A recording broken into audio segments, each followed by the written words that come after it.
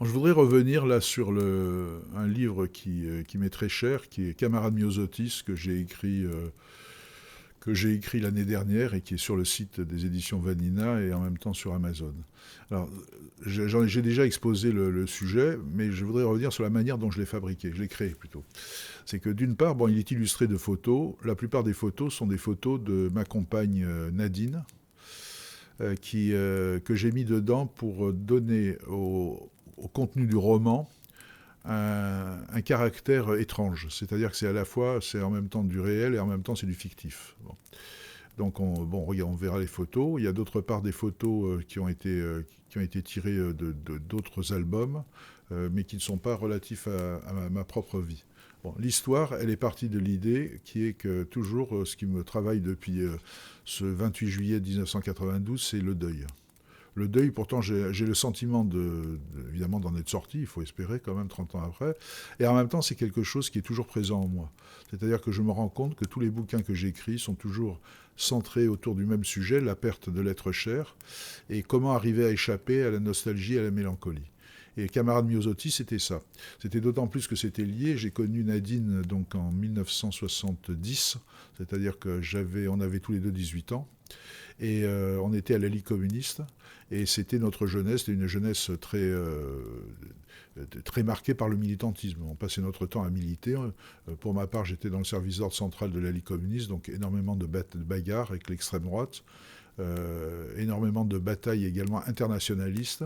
Et c'était notre vie, d'ailleurs, avec le sacrifice consenti, hein, personne n'y est obligé, mais le sacrifice consenti d'une partie de notre vie privée à nous.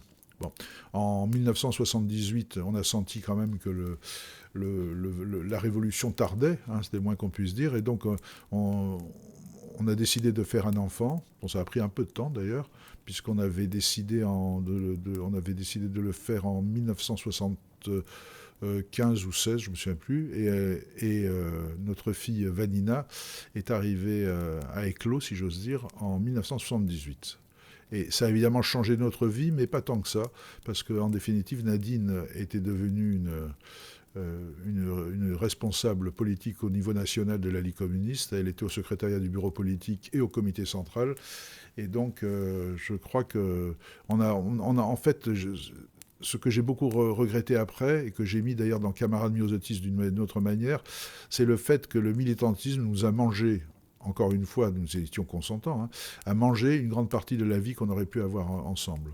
Et en même temps, je me dis que bon, voilà, c'était l'espérance qu'on avait était tellement grande et tellement belle que je n'ai pas de regret là-dessus. Même si aujourd'hui, je ne me ressens plus du tout trotskiste, je n'espère plus du tout dans la révolution, je suis devenu beaucoup plus fataliste et d'une certaine manière plus cynique que ça. Bon.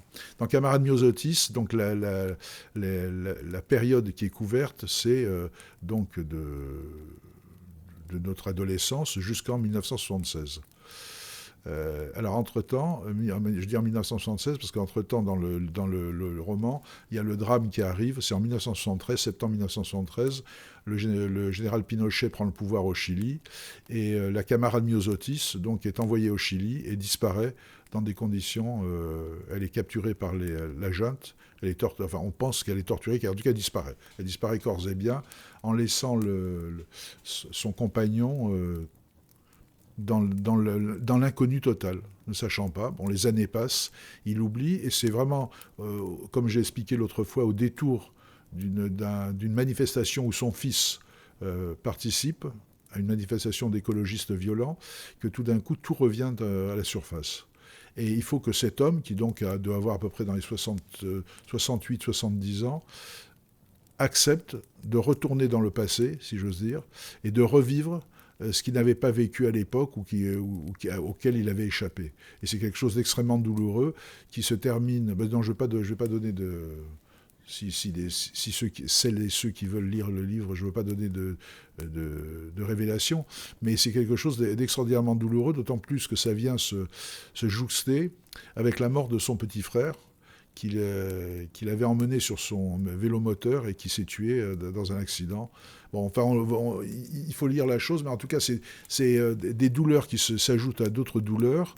Et comment arriver non pas enterrer, mais assumer le chagrin de deuils successifs comme ça, le ressentiment aussi, comment là le héros en question réussit dans la vie et il devient un socialiste, un de ces socialistes qui était dans la communication, comme on en a vu beaucoup autour de Mitterrand, qui sont des gens d'ailleurs que j'apprécie pas beaucoup, qui sont des gens qui donne à la réalité une espèce de vêtement d'apparence. Voilà. Et c'est quelque chose qui est dramatique, puisque maintenant toute la société devient comme ça, ce qu'avaient d'ailleurs prévu les situationnistes avec le spectacle marchandise. Et je pense que la vie est en train de devenir à la fois un spectacle et en même temps une marchandise partout.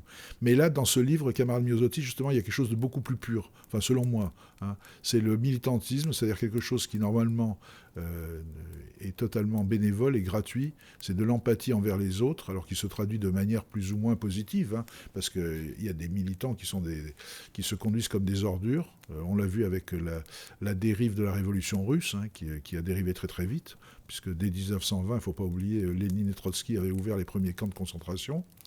Mais en même temps, c'est une réflexion sur comment des sentiments qui sont nobles, a priori, peuvent devenir des outils de haine et des outils de mort.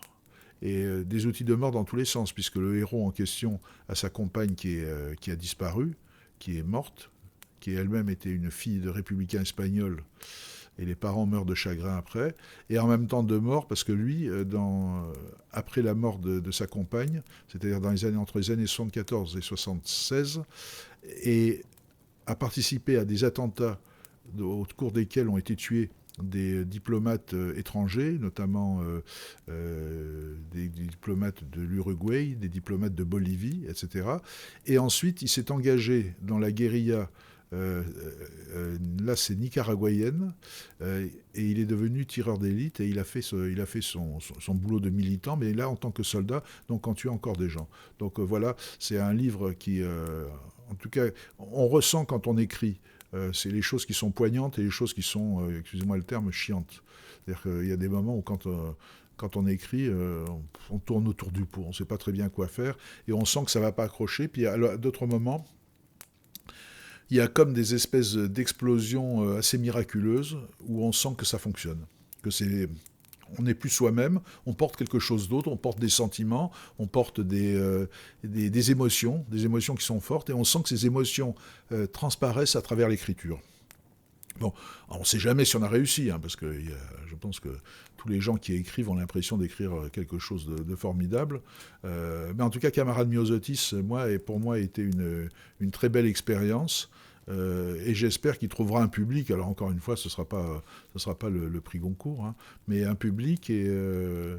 Alors ce que j'ignore et qui est problématique quand on écrit, c'est que quand on a un certain âge, et j'ai un âge certain, c'est de savoir si les événements qui se sont passés dans sa jeunesse sont perceptibles tels qu'on les a ressentis pour le lecteur d'aujourd'hui. Et ça, c'est difficile. Parce que là, c'est les années 74-76, c'est les années Giscard. C'est des années très riches, hein, puisque ça a été quand même les années de l'acceptation de l'IVG. Ça a été également donc des drames, le coup d'État au Chili, enfin pour nous en tout cas qui étions d'extrême gauche, des grandes joies comme la révolution des œillets au Portugal, à laquelle d'ailleurs j'ai participé. C'était des moments extrêmement émouvants. Mais qu'est-ce que ça veut dire pour des gens, des lecteurs d'aujourd'hui qui n'ont pas mon âge ? Je n'en sais rien du tout. C'est au lecteur de le dire. Voilà. Merci beaucoup.